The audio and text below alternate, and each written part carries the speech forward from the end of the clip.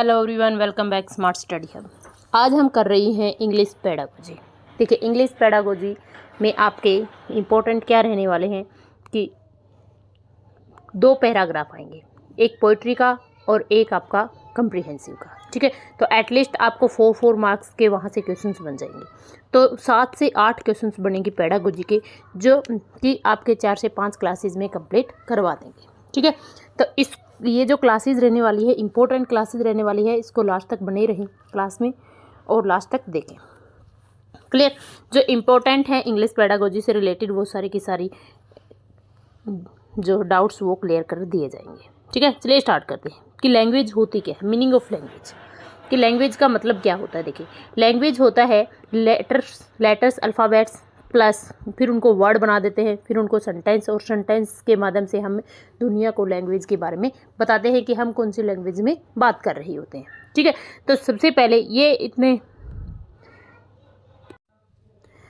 देखिए इसमें क्या किया गया है, the English word language seems to have be derived the from Latin words and French term. ठीक है, तो यहाँ पे देखिए जो इंग्लिश को किस फॉर्म में एक्सप्रेस किया गया है आपका, एक लैटिन वर्ड में, एक फ्रेंच वर्ड में। ठीक है, लैटिन में किया गया है लेंग्वा, और लेंग्वा से निकला है टंग, और टंग का मतलब होता है बोलना। ठीक है, और फ्रेंच टर्म में लेंग्वे प्लस और पैरोल। तो ये आपका क्वेश्चन आ चुका है कि फ्रेंच टर्म में लैंग्वेज को, इंग्लिश वर्ड्स को किस तरीके से एक्सप्रेस किया गया है लेंग्वे और पैरोल में। ठीक है, लैंग्वा का मतलब होता है specific conventional form of speech, मतलब जो बोलने की एक स्पेसिफिक फॉर्म होती है उसको लैंग्वा, और पैरोल का मतलब होता है स्पीच मीनिंग क्या होता है, बोलना। ठीक है, अब हम बात करेंगे काइंड ऑफ लैंग्वेज कितने प्रकार की होती है।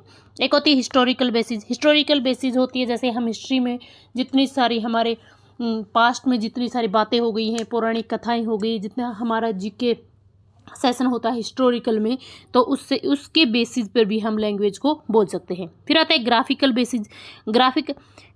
बेसिस में भी हम लैंग्वेज को बोल सकते हैं। एक्सपेरिमेंटल, हम एक्सप्रेस करके भी एक भाषा जो होती है, एक्सप्रेस करके भी हम भाषा को बोल सकते हैं। Clear? The basis of oriented of orientators of language को एक ओरिजिनली भाषा में के रूप में भी हम इसको बोल सकते हैं। बस इसका ये क्या है, ये आ सकता है कि लैंग्वेज के प्रकार कौन से हो। हम हिस्ट्री की बातों को कंप्लीट करके भी लैंग्वेज बोल सकते हैं, बहसबाजी करके भी बोल सकते हैं, मतलब किस तरीके से आपकी लैंग्वेज निकल के बाहर आ रही है। ठीक है, historical, geographical, experimentals, basic of organators of language. ठीक है, अब हम बात करेंगे कि आइडियल लैंग्वेज कौन सी होती है। जो लिटरेचर जिस लैंग्वेज में लिखा जाता है ना, उसको बोलते हैं हम आइडियल लैंग्वेज। क्लियर? जिस लैंग्वेज में हम लिटरेचर को लिख सकते हैं उसको बोलेंगे हम आइडियल लैंग्वेज। सब डायलेक्ट और लोकल डायलेक्ट और रीजनल लैंग्वेज क्या होती है, ये जो लोकल लैंग्वेज हम बोल रहे होते हैं, जैसे हमारी बोली होगी, हरियाणवी वाले हरियाणवी बोलेंगे, आप गुजराती वाले गुजराती बोलेंगे, जो जिस क्षेत्र में जो बोली जाती है उसी को ही हम बोलेंगे लोकल या सब डायलेक्ट, या फिर जिसमें हम लिटरेचर को नहीं लिख सकते हैं उसको बोलेंगे हम सब डायलेक्ट और लोकल डायलेक्ट और रीजनल मतलब जो संस्कृति जिस क्षेत्र की जो संस्कृति है उसी तरीके से हम बातें कर रहे होते हैं। ठीक है, कमर्शियल लैंग्वेज क्या होती है? कमर्शियल लैंग्वेज प्रोफेशनल लैंग्वेज होती है, जैसे टीचर की एक अपनी लैंग्वेज होती है, जो ऑफिस में जाते हैं उनकी एक अलग लैंग्वेज होती है, डॉक्टर की एक अलग लैंग्वेज होती है। तो ये क्या हो जाएगी, जो डिफरेंट प्रोफेशंस में डिफरेंट लैंग्वेज का यूज किया जाता है उसको बोलते हैं हम कमर्शियल लैंग्वेज। मिक्स लैंग्वेज क्या होती है, जैसे हम पढ़ा रहे हैं अभी, इंग्लिश भी बोल रहे हैं, हिंदी भी बोल रहे हैं, हरियाणवी भी बोल सकते हैं, तो जो मिक्स अप होती है उसको बोलेंगे हम जो connected with many languages and dialects, बहुत सारी लैंग्वेजेज को कनेक्ट करके जिसको बोला जाता है उसको बोलेंगे मिक्स्ड लैंग्वेज। फिर कोड लैंग्वेज क्या होता है, जैसे आर्मी में कोई बंदा अगर घर पे होगा आपका, तो पता होगा कि जो आर्मी वाले होते हैं उनको एक कोड दिया जाता है, या फिर कोई भी मान लीजिए आतंकवादी होते हैं जो कोई सीक्रेट काम करते हैं तो उनके कोड वर्ड्स में बात कर रहे होते हैं। ठीक है, फिर आता है इंटरनेशनल लैंग्वेज, जो पूरे वर्ल्ड में जो भाषा बोली जाती है उसको बोलेंगे इंटरनेशनल लैंग्वेज। ठीक है, तो कुछ हार्ड नहीं है, बस एक बात अगर आपके दिमाग से निकल जाए ना तो ये सब चीज़ें ईजी हैं। फिर आता है मदर टंग। क्या होती है मदर टंग? जैसे सबसे पहले जब बच्चा पैदा होता है उसके परिवार में जो माहौल होता है उसी तरीके के बच्चा क्या आता है धीरे धीरे उसी भाषा को में अनुकरण करके सीख लेता है। तो मदर टंग जो होती है अनुकरण करके सीखी जाती है। और जो हमारे आसपास का माहौल होता है, जो हमारे परिवार में जो लोग बोली जाती है उसको बोलते हैं मदर टंग। ठीक है। फिर आती है फॉरेन लैंग्वेज। फॉरेन लैंग्वेज क्या होगी? जैसे चाइना वाले लोग चाइनीज़ बोलेंगे, फ्रेंच वाले फ्रेंचीज बोलेंगे, इंग्लैंड में इंग्लिश बोलेंगे। तो ये क्या है? डिफरेंट जो कंट्रीज़ में डिफरेंट लैंग्वेज बोली जाती है वो उनकी होती है फॉरेन लैंग्वेज। ठीक है। अब आती है पार्ट ऑफ लैंग्वेज। लैंग्वेज के पार्ट्स क्या क्या होते हैं? ठीक है। ओके एक मिनट देखिएगा, पार्ट ऑफ लैंग्वेज क्या होंगे इसमें देख लीजिएगा। यहाँ पे मैं आपको कराऊंगी इसको अच्छी तरीके से। देखिए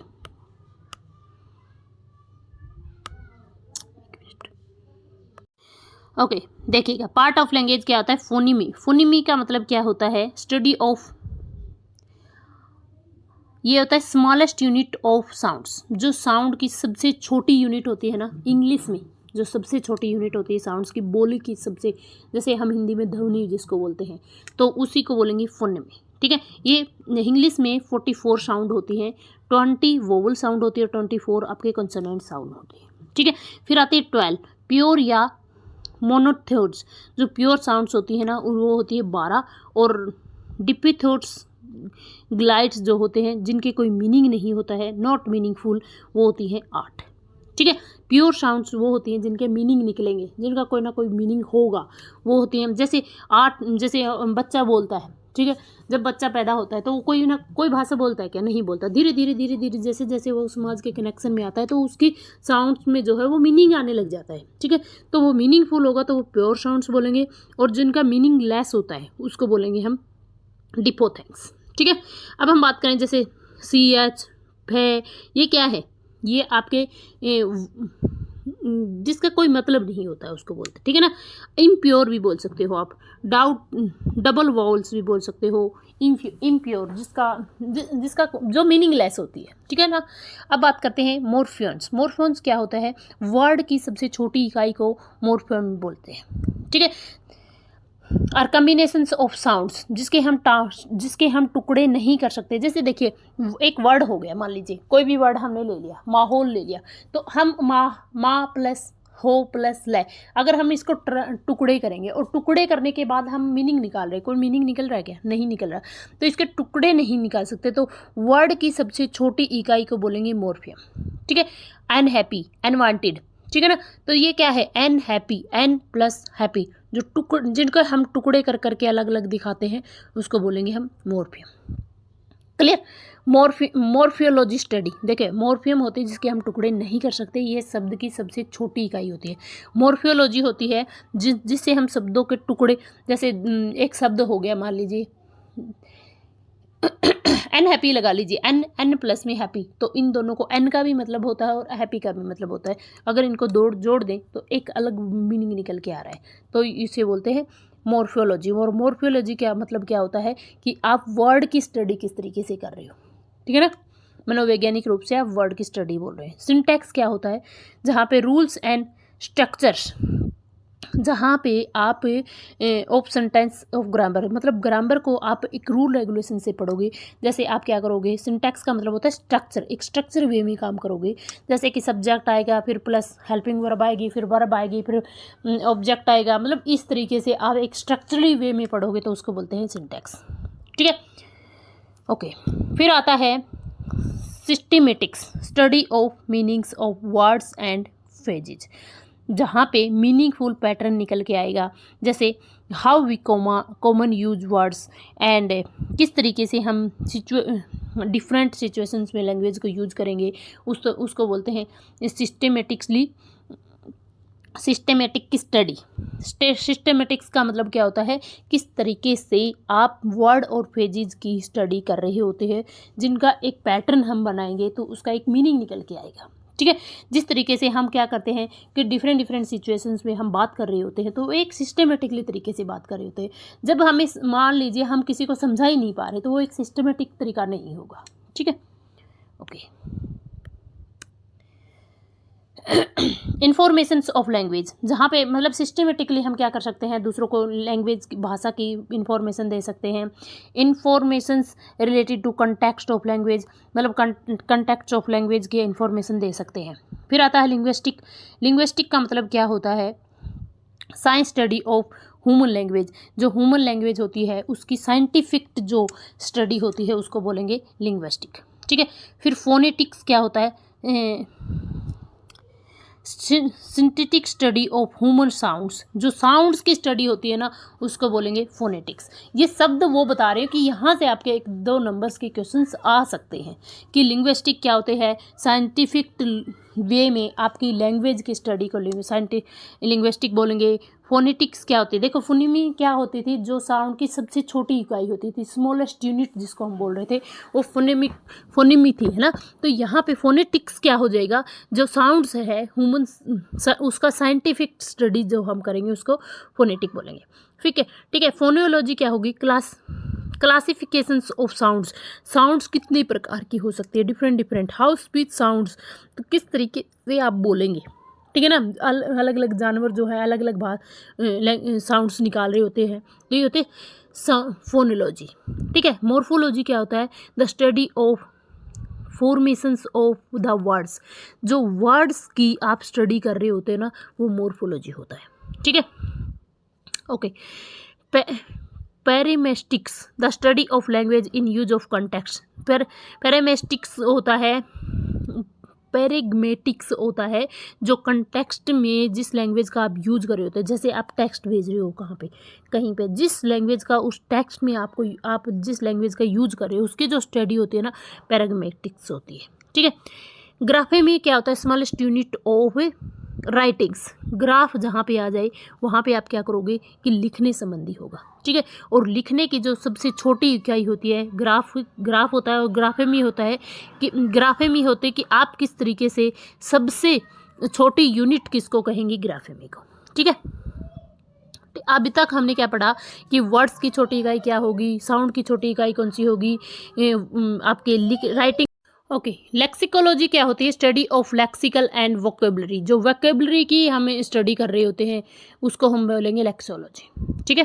किस तरीके से हम डिफरेंट वे में वोकेबलरी को यूज कर रहे होते हैं उसकी स्टडी को बोलेंगे लेक्सोलॉजी। ठीक है।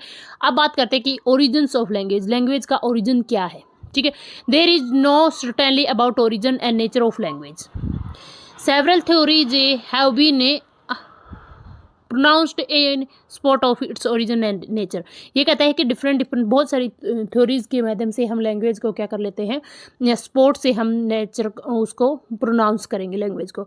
Language includes all those verbal non verbal actions of human beings that are related to communications of ideas. ये क्या कहना चाहता है कि जो थ्योरीज होती हैं, थ्योरीज के माध्यम से लैंग्वेज जो होती है, लैंग्वेज किन किन को इंक्लूड करेगी, वर्बल भी इंक्लूड हो सकती है, नॉन वर्बल तरीके से भी हम लैंग्वेज को एक्सप्रेस कर सकते हैं, जिसके माध्यम से जो ह्यूमन बीइंग के अंदर एक्शंस होते हैं, जो कम्युनिकेशंस के और जो आइडियाज़ के, उनको हम किस में लेते हैं, लैंग्वेज को लेते हैं। जैसे हम इशारों से भी भाषा को समझा सकते हैं ना।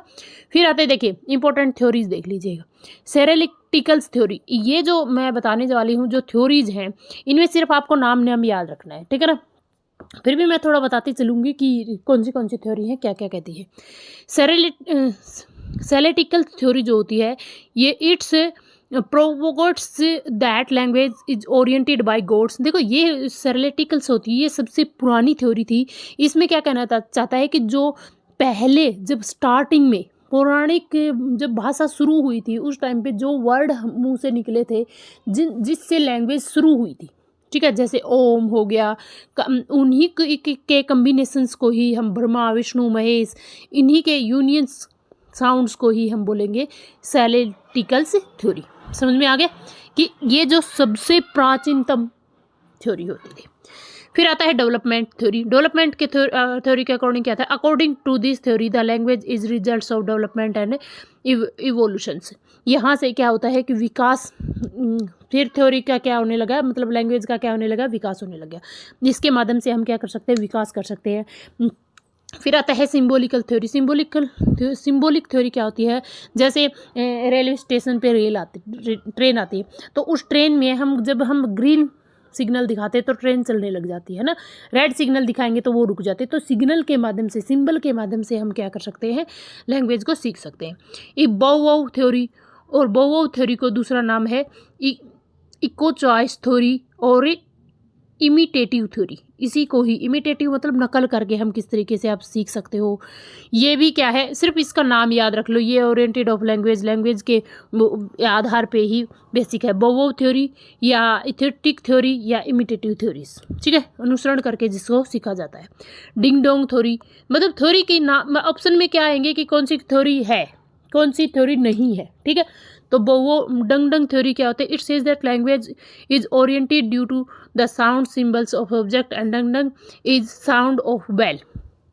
जैसे क्या है, घंटी है, घंटी की आवाज़ जिसको हम बोल रहे हैं, तो जैसे ही घंटी की आवाज़ आएगी तो हमें सुनाई देगा, हमें फील होगा कि क्या है, ये साउंड जो है किस चीज़ की है, ठीक है, इसको बोलेंगे डिंग डोंग थ्योरी। फिर सिंग चोंग थ्योरी और वू वू थ्योरी भी क्या होती है, आपकी लैंग्वेज की थ्योरी है। कॉन्टैक्ट थ्योरी, थ्योरी मतलब लैंग्वेज के माध्यम से हम लोगों के साथ आपस में ज़्यादा से ज़्यादा कॉन्टैक्ट बना सकते हैं। जैसे लैंग्वेज बैरियर आएगा तो हम लोगों से कम कम्युनिकेशंस कर पाएंगे, कम कॉन्टैक्ट हमारे बन पाएंगे। फिर आता है टेक्सचुअल और गेस्टुरल्स थ्योरी। इसमें क्या होता है कि हम जब टेक्स्ट लिखते हैं, कोई भी मैसेज लिखते हैं, तो हम कौन सी लैंग्वेज के माध्यम से हम टेक्स्ट लिख पाते हैं, ठीक है। यही हो थ्योरी भी क्या है, आपकी लैंग्वेज की थ्योरी है। फिर पू पू थ्योरी और इमोशंस थ्योरी, तो कई बार आज आया हुआ ये इमोशंस थ्योरी को क्या कहेंगे हम, पू पू थ्योरी भी कह सकते हैं, ठीक है। फिर आता है टाटा थ्योरी। टाटा थ्योरी क्या है, it is a part of textual and gestural theory. Gestural और टेक्सचुअल थ्योरी का क्या है, ये पार्ट है टाटा थ्योरी। इंटीग्रेटेड थ्योरी कौन सी होती है, गेस्टुअल और साउंड ग्रुप्स को हम बोलेंगे इंटीग्रेटेड थ्योरी। इंटीग्रेटेड थ्योरी में हम क्या कर लेते हैं, दो फैक्टर्स को लेते हैं, इंटीग्रेटेड अप्रोच के माध्यम से हम इसको यूज कर लेते हैं, ठीक है। इंटीग्रेटेड का मतलब होता है इकट्ठा करना, इकट्ठा करके पढ़ाई करना। फिर आता है natures of language. Nature of language क्या होता है, language is a learn, language को हम सीखते हैं, एक्वायर करते हैं, ठीक है ना। लैंग्वेज को हम क्या कर सकते हैं, सीख सकते हैं। Language is A form of behaviour which is learn and not and automatic process. लेकिन इस लैंग्वेज जो है, जैसे बच्चा जन्म लेता है, जैसे जैसे माहौल में आता है, तो माहौल वातावरण में आके समाज से जुड़ के वो लैंग्वेज को सीखता है, ऑटोमेटिक उसको नहीं आती है। Clear, okay. Language is A system. Language क्या है, एक सिस्टम तरीके से आप लैंग्वेज को सीखेंगे। ऐसा नहीं है कि आप ऐसे ही लैंग्वेज को सीख जाएंगे बिना सिस्टम के ही। पहले सब्जेक्ट आएगा, फिर हेल्पिंग वर्ब आएगी, फिर क्या आएगी, वर्ब आएगी। तो इस तरीके से एक स्ट्रक्चर वे में आप लैंग्वेज को पढ़ पाएंगे। तो लैंग्वेज क्या है, एक सिस्टम के तरीके से आप पढ़ पाएंगे, ठीक है। एक ओरिएंटेड वे में आप लैंग्वेज को सीख सकते हैं। Language is A system of systems. System of systems का भी एक स्ट्रक्चर वे में, ये भी क्या है, language is A system of system includes, जिसमें आपके साउंड्स होंगे, वर्ड्स होंगे, सिंटैक्स होगा, एक स्ट्रक्चर होगा। Body has blood circular system, जिस तरीके से हमारी बॉडी में सर्कुलर सिस्टम है, नर्वस सिस्टम है, बोन सिस्टम है, उसी तरीके से if any one of the 3 systems fail, अगर इनके 3 सिस्टम फेल हो जाते हैं तो हमारी बॉडी जो है कम्प्लीटली डाइड हो जाती है। अगर मान लीजिए इसी तरीके से अगर लैंग्वेज में आपके साउंड्स नहीं है, वर्ड्स नहीं है और स्ट्रक्चर नहीं है, तो आप लैंग्वेज को नहीं बोल पाओगे, हम लैंग्वेज में नहीं बता सकते हैं, ठीक है। अब आते हैं हम system. Language is A system of symbols. Symbols का भी क्या है, सिस्टम है। जैसे आप मान लीजिए जब हम रोड सेफ्टी के बारे में ही पढ़ रहे होते थे तो कितने सारे सिंबल्स थे, उन सिंबल्स के माध्यम से ही हम अच्छे से ड्राइविंग कर सकते हैं, ठीक है। डेंजर स्टॉप आएगा या फिर मान लीजिए आपको साफ रास्ता दिख रहा है तो ये क्या है, आपके सिंबल्स दिखाएंगे। वहाँ पे मान लीजिए सुनसान रास्ता है, वहाँ पे आपको कोई खड़ा नहीं मिलेगा, तो आगे क्या होते हैं, जब नैरो रास्ते आते हैं तो आपको कौन से सिंबल्स होते हैं, जब आपने ड्राइविंग रोड सेफ्टी जब कंप्लीट की थी उस टाइम पे आप समझ गए होंगे कि कौन से सिंबल्स थे। तो ये क्या है, language is a symbol of symbols. Symbols of language are arbitrary. जो सिंबल्स होते हैं वो डिफरेंट हो सकते हैं। जैसे मान लीजिए हमने क्या किया, नाइफ लिखा, ठीक है। जैसे अलग अलग तरीके से आप किसी भी चीज़ को जो है, हरियाणा में उस चीज़ को कुछ और बोलेंगे, गुजरात में इस चीज़ को अलग बोलेंगे, और पूरे देश में उस चीज़ को एक डिफरेंट जगह पे जब एक ही चीज़ को डिफरेंट भाषा में बोला जाता है तो उसको बोलते हैं symbol of language are arbitrary. It means that there is no necessary relations between any language items and what it indicated.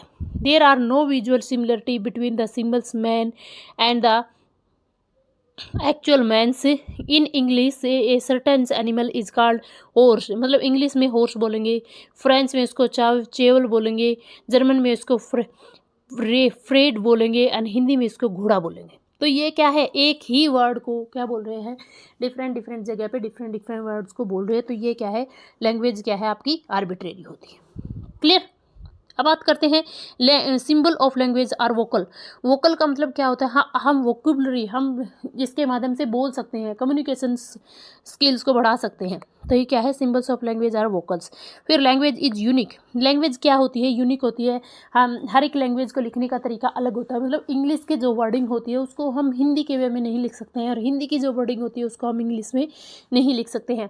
Means क्या है कि उनकी व्याकरणिक जो लिपि होती है, जैसे हिंदी की देवनागरिक है, किसी की रोमन है, किसी की गुरुमुखी है, तो उनके लिखने का वे जो है ना डिफरेंट डिफरेंट होता है. तो हर एक लैंग्वेज अपने आप में यूनिक होती है.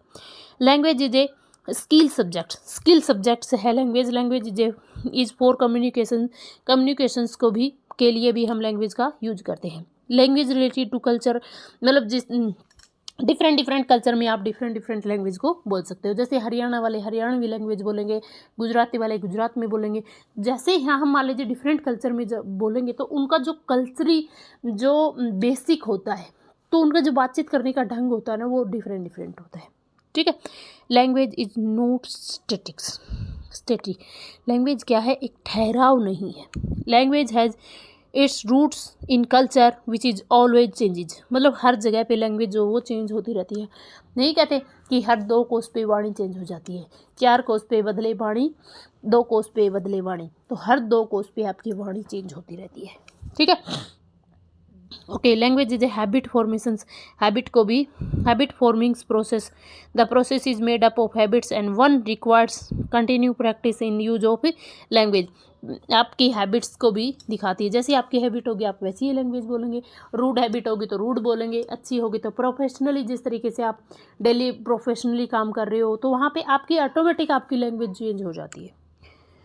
Language is a powerful tool. Powerful tool का मतलब क्या है, हम अपनी भाषा के माध्यम से, लैंग्वेज के माध्यम से दूसरों को कम्युनिकेट कर सकते हैं. जैसे देखिए अभी क्या है, सिलेबस चेंज हो गया है. सिलेबस चेंज होने से मतलब एक लैंग्वेज के माध्यम से हम क्या कर रहे हैं कि उस सिलेबस को सभी तक पहुंचा रहे हैं.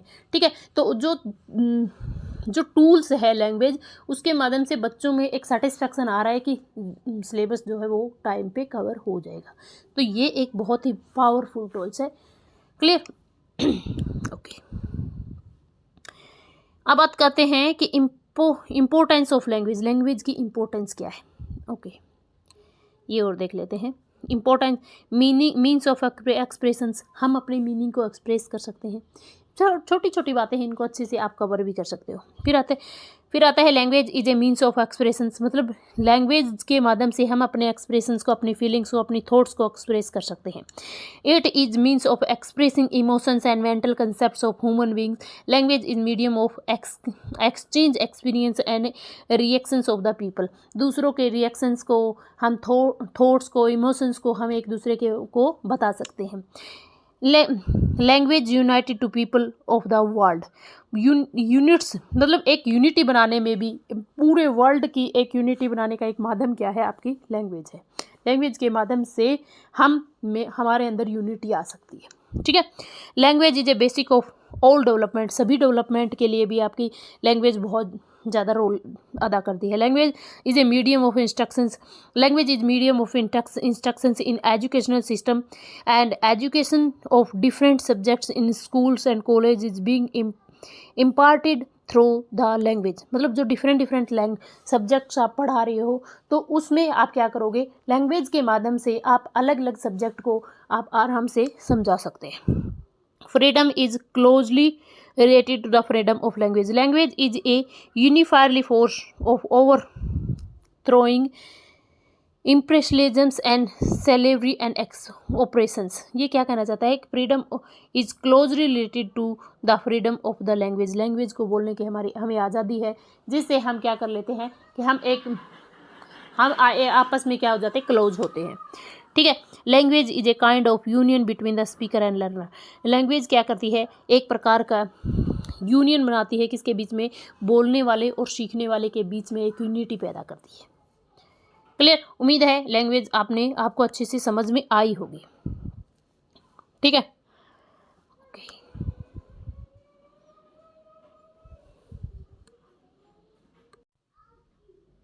अच्छा देखिए, ये और देख लीजिए कि functions of a language, language के फंक्शंस कौन से होते हैं। एक होता है प्राइमरी फंक्शन, एक होता है सेकेंडरी फंक्शन। प्राइमरी फंक्शंस में एक्सप्रेसिव फंक्शंस होते हैं, जिसके माध्यम से हम अपनी फीलिंग्स को, अपने थॉट्स को, अपने इमोशंस को एक्सप्रेस करके दूसरों के सामने समझा सकते हैं, उसको बोलते हैं एक्सप्रेसिव फंक्शंस। सेकेंडरी फंक्शंस में क्या होता है कि हम क्या करते हैं, डायरेक्टिव हम लोगों से डायरेक्टिव मिल सकते हैं, कम्युनिकेटिव कर सकते हैं, एस्थेटिक भी कर सकते हैं, प्रिस्पेक्टिव, मतलब जिस प्रेस्पेक्टिव में हम बात करना चाहते हैं वो वहाँ तक हम अपनी जो थॉट्स हैं, हमारे जो प्रिस्पेक्टिव हैं, हमारे जो मोटिव हैं, उनका हम प्रोसेस में लेके आ सकते हैं। कल्चर है, कल्चर को आगे बढ़ा सकते हैं। इंफॉर्मेटिव है, तो यहाँ से हम क्या, डायरेक्ट इनडायरेक्ट आप सेकेंडरी जो है कम्युनिकेट कर सकते हो, अपने पर्सपेक्टिव्स को बढ़ा सकते हो, इंफॉर्मेटिव हो सकते हो, डायरेक्ट लोगों से बात कर सकते हो, कल्चर्स को आगे बढ़ा सकते हो। तो ये सब क्या है, आपके सेकेंडरी फंक्शंस है।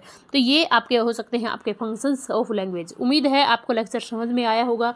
और ये थी हमारा इंग्लिश पेडागोजी का फर्स्ट लेक्चर। अगर आपको पसंद आया हो और मेरे पढ़ाने का वे अगर अच्छा लगा हो तो चैनल को सब्सक्राइब कर दें और क्लास को लाइक करें और एक कमेंट जरूर करके मुझे बताएं कि आपको क्लासेस कैसी लग रही है। आपके कमेंट्स मुझे मोटिवेट करेंगे और मैं आपके लिए ऐसे ही क्लासेस बनाती रहूँगी। मिलते हैं नेक्स्ट टॉपिक के साथ, तब तक के लिए जय हिंद, जय भारत।